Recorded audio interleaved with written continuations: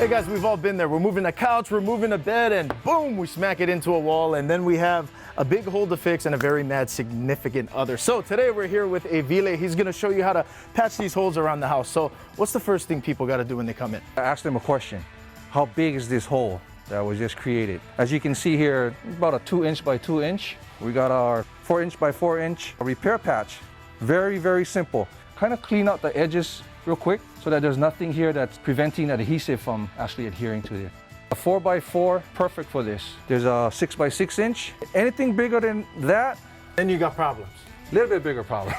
You take this home, easy. Open it, remove this paper backing. Okay. I say everything's already prepped. Try to center it just about right there. You can do this using your finger if you want, but a lot easier, a lot smoother with this. Kind of make sure everything is perfectly on there. You're good. What's next? We got our patch. The cool thing about this comes pink. And what is that? Your drywall repair patch. Okay. Put it right in the center, flare it out to the edges. Got it. So you go center first. Yes, and then Spread. exactly. Don't worry about making a mess. You want to make sure you get that thing covered up. So anyone who's ever put cream cheese on a bagel should be able to do this pretty easily. Oh, easy. As you can see, that's about a minute it took us to do that. Cool thing about this, it goes on pink, turns white, it's dry. Sand it, which is what we did up here, Okay. and you're ready to paint. Anybody could do this. Okay, so how can people get this? Everything is in here.